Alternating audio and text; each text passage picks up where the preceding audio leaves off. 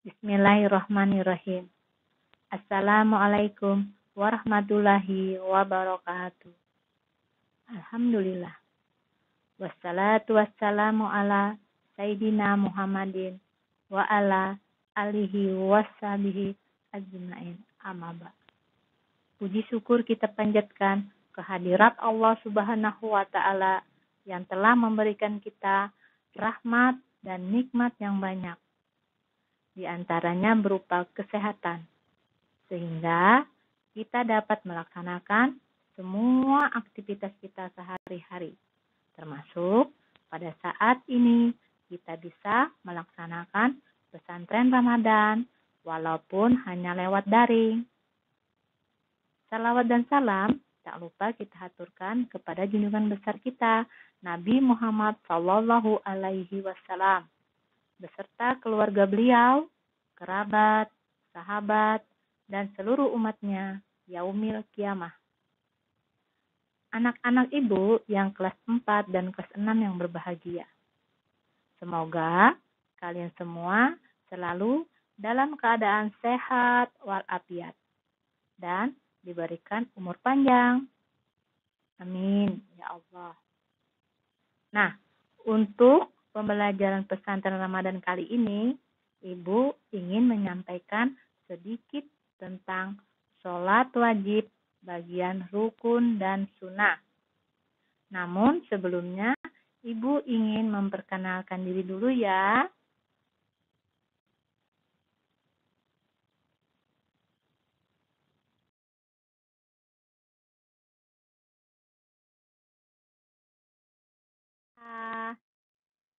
Nama Ibu Dewa Agustini.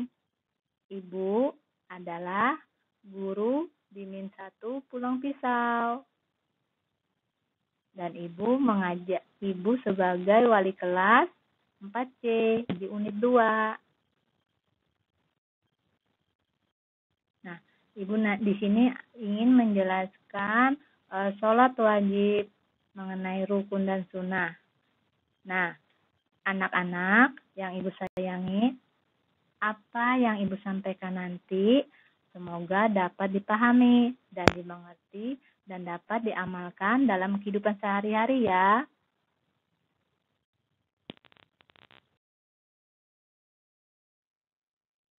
Sholat wajib, rukun dan sunnah.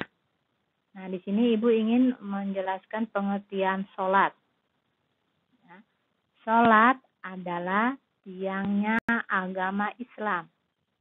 Sholat merupakan amal yang pertama kali dipertanggungjawabkan nanti di hari kiamat. Bila sholatnya baik, maka amal yang lain jadi baik. Dan jika sholatnya rusak, maka amal yang lain jadi tercemar.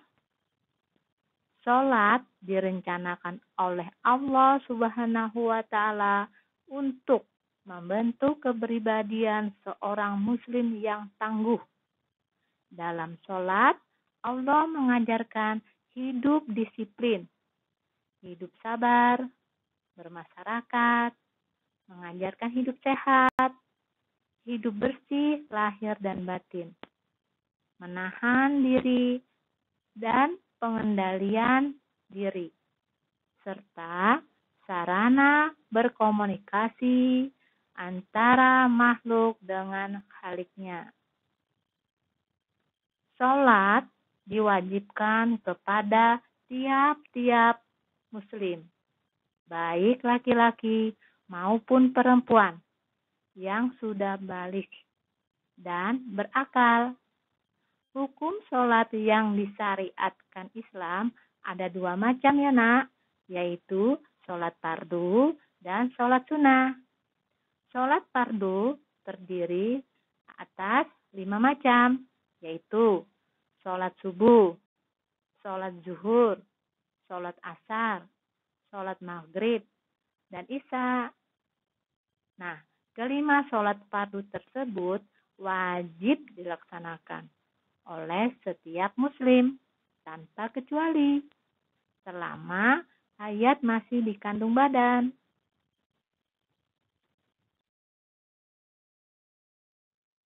Syarat wajib dan sah sholat 5 waktu. Sholat seseorang diterima Allah Subhanahu wa Ta'ala apabila terpenuhinya syarat wajib dan syarat sah sholat 5 waktu. Apa saja ya syarat wajib dan syarat sah sholat 5 waktu tersebut? Nah, yang pertama, beragama Islam. Kedua, suci dari hadas, baik hadas besar maupun hadas kecil. Ketiga, sudah balik dan berakal sehat. Keempat, suci badan, pakaian, dan tempat dari najis. Kelima, mengetahui masuknya waktu sholat. Keenam, menghadap kiblat. Ketujuh, menutup aurat. Kedelapan, mengetahui rukun dan sunnah. Dan di sini Ibu ingin menjelaskan sedikit tentang rukun dan sunnah.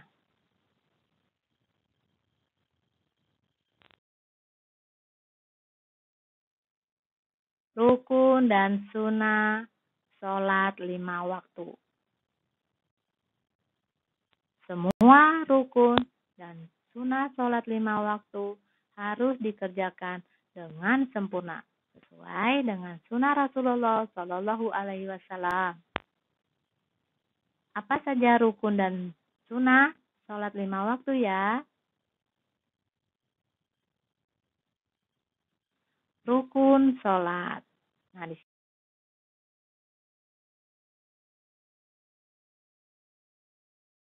sini Ibu ingin menjelaskan sedikit tentang rukun sholat ya. Rukun sholat adalah bagian pokok dari sholat itu sendiri. Artinya, ucapan dan perbuatan dalam sholat harus dikerjakan karena jika ditinggalkan, sholatnya menjadi tidak sah. Dan menurut mazhab Syafi'i, rukun sholat ada 13, yaitu yang pertama, niat dari dalam hati. Ya, ini sesuai dengan sholat yang dikerjakan. Kedua, takbiratul ihram. Yang membaca Allahu Akbar. Yang ketiga, berdiri bagi yang kuasa atau yang mampu.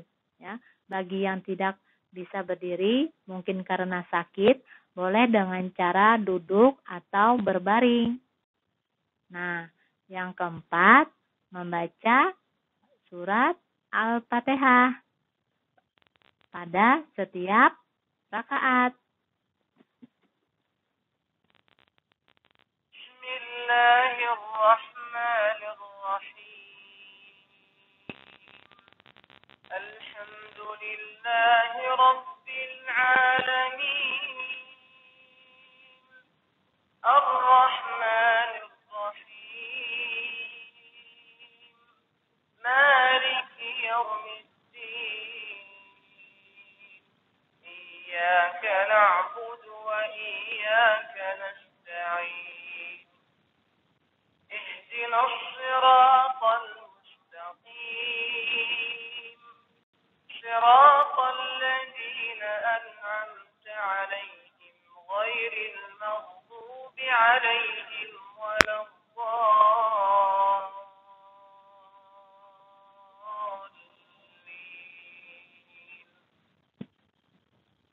Nah, yang kelima, ruku dengan tumakninah.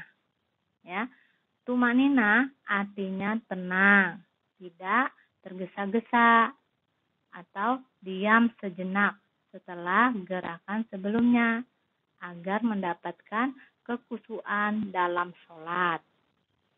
Nah, yang keenam, i'tidal dengan tumakninah. Ya, tidak terburu-buru. Kemudian yang keenam, sujud juga dengan tumakninah. Ya. Kedelapan, duduk antara dua sujud juga dengan tumakninah. 8, duduk tasyahud akhir juga dengan tumakninah. Ya, tidak tergesa-gesa. ke-10 membaca tasyahud akhir, ya.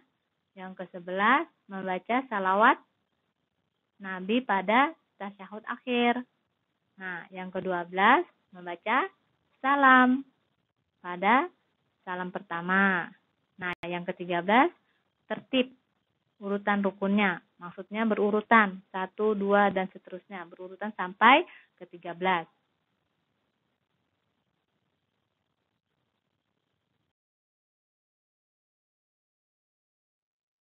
Nah, kemudian sunnah sholatnya, ya. Nah, di sini Ibu ingin jelaskan lagi sunnah sholat, ya. Sunnah sholat adalah ucapan dan gerakan-gerakan sholat yang tidak termasuk dalam rukun sholat, tetapi merupakan bagian dari ibadah sholat. Dan apabila sunnah sholat ini tidak dikerjakan, maka sholatnya tetap sah. Adapun sunnah-sunnah sholat tersebut adalah sebagai berikut. Yang 1, mengangkat tangan saat takbiratul ihram. Yang kedua, menghubungkan takbir makmum dengan takbir imam. Nah, ini di saat sholat berjamaah. Yang ketiga, memandang ke tempat sujud. Yang keempat, membaca doa iftitah. Allahu Akbar kabira dan seterusnya, ya Nak. Nah, yang kelima, diam sejenak, ya. Sebelum dan sesudah membaca Al-Fatihah. Yang keenam, membaca amin. Walad dolim. Amin. Nah, sesudah membaca Al-Fatihah. Itu ya, Nak. Nah, yang ketujuh, membaca surah selain Al-Fatihah. Dibaca setelah membaca Al-Fatihah. Nah, setelah membaca surah Al-Fatihah, membaca surah-surah yang lain. Nah, itu pada rakaat pertama dan rakaat kedua. Ya. Misalnya rakaat pertama surah Al-Ikhlas. Misalnya kedua lagi surah Al-Falaq. Boleh. Nah, sesuka hatinya yang mau dibaca sesuai dengan yang diinginkan atau yang diminta. Nah, yang ke-8 memperhatikan bacaan imam bagi makmum. Ini juga dilaksanakan pada sholat berjamaah. Ya, jadi makmum itu memperhatikan bacaan imam. Siapa tahu nanti ada bacaan-bacaan yang kurang tepat. Nah, gitu.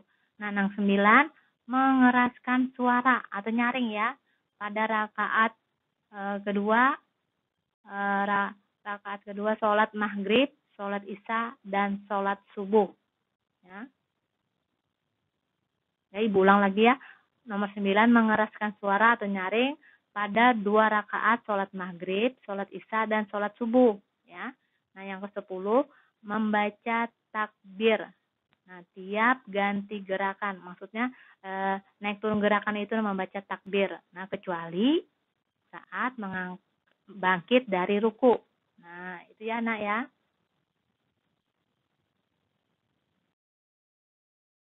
Nah, yang ke-11, meletakkan kedua tangan di atas kedua lutut saat ruku. Ya. Nah, ini, coba lihat tangannya.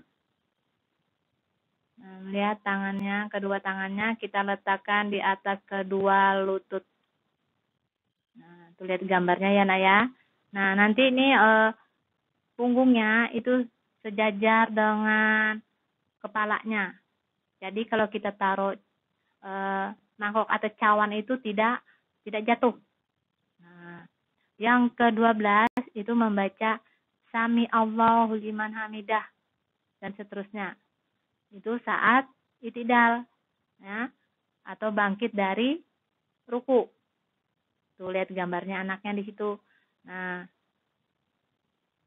bukan Allahu Akbar tapi Sami Allahu liman hamidah.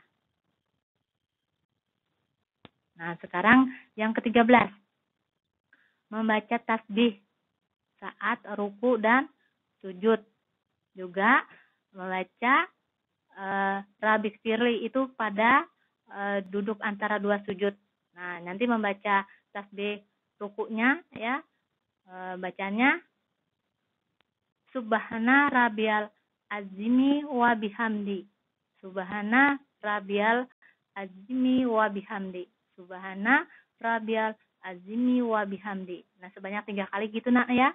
Nah, sekarang yang bacaan sujudnya itu Subhana Rabbiyal A'la wa bihamdi.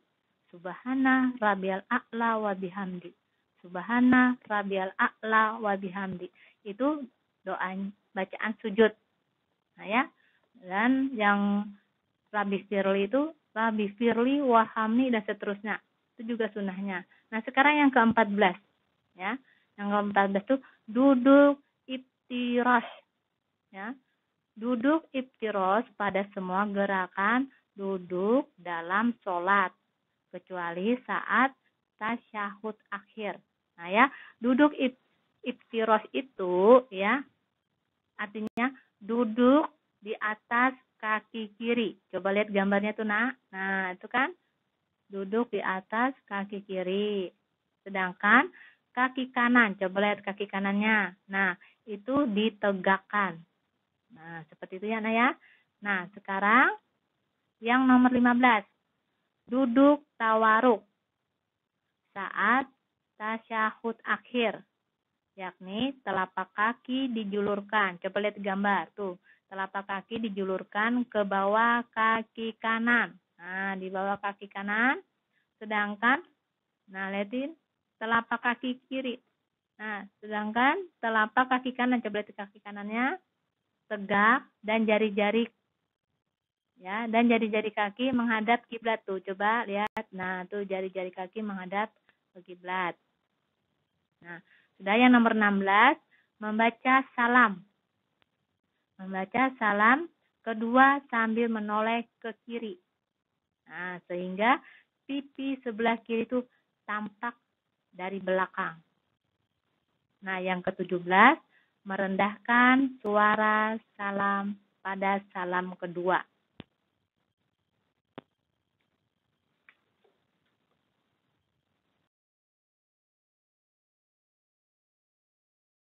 Sebelum Ibu mengakhiri ceramah singkat ini, Ibu ingin memberikan kesimpulan. Yang pertama, hendaklah kita melaksanakan sholat wajib karena itu adalah kewajiban. Yang kedua, hendaklah dalam sholat yang kita kerjakan, kita perlu memahami dan memperhatikan tiap-tiap rukun dan sunnah, agar amalan ibadah kita dapat diterima Allah Subhanahu wa Ta'ala. Nah, anak-anakku, di sini Ibu ingin mengasih tugas untuk kalian ya, dan tetap semangat. Nah, tugasnya coba jelaskan apa yang dimaksud dengan rukun dan sunnah dalam sholat 5 waktu. Ibu mengucapkan selamat menunaikan ibadah puasa. Semoga puasa kalian tunai 1 bulan penuh. Amin ya Allah.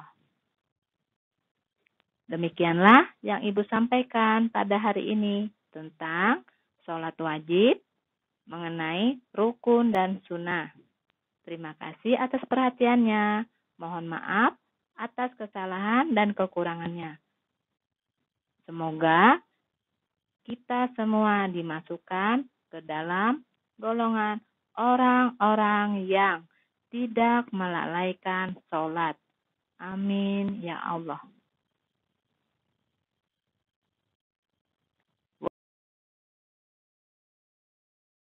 Wabillahi taufiq wal hidayah. Wassalamualaikum warahmatullahi wabarakatuh. Bye-bye. Thank you.